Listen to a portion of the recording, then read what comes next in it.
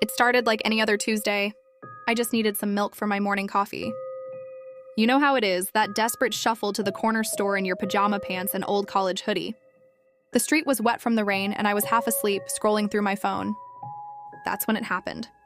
One misplaced step, and suddenly the drain cover beneath my feet gave way. I remember thinking, this is how I die in pajama pants. But instead of hitting concrete, I kept falling, tumbling through darkness until I crashed through what felt like a wooden door. I landed in what looked like an office, but not your typical fluorescent-lit cubicle farm. The walls were made of obsidian, and the air smelled like burnt matches and old books. And there, behind a massive ebony desk, sat someone, or something, wearing an impeccable suit. "Ah, Mr. Thompson," he said, checking what appeared to be an ancient leather-bound ledger. "We weren't expecting you for another 43 years, but since you're here..." His smile was uncomfortably perfect. "I'm sorry, but who are you? And how do you know my name?" He laughed, a sound like crackling fire. "Oh, come now, you know exactly who I am. And I know everything about you.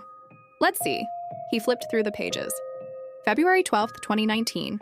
Told your girlfriend the dress looked great when it clearly didn't. A minor sin, but noted nonetheless." My throat went dry. "You keep track of everything?" "Everything." He turned another page. "March 3rd, 2023. Pretended not to see your elderly neighbor struggling with groceries because you were running late for a video game release."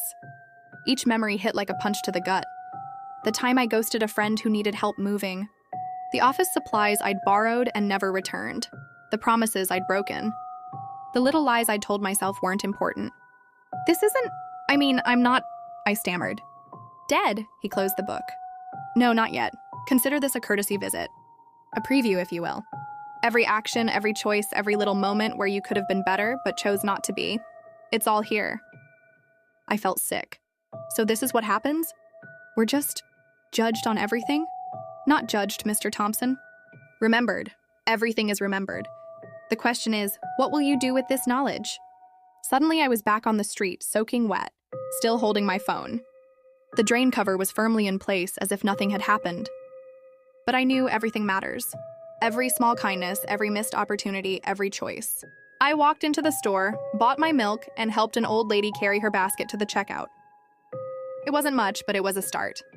Because now I knew someone was keeping track, and more importantly, I needed to keep track of myself. And you know what? I never did get around to buying those pajama pants I saw on sale. Some things just matter more than others.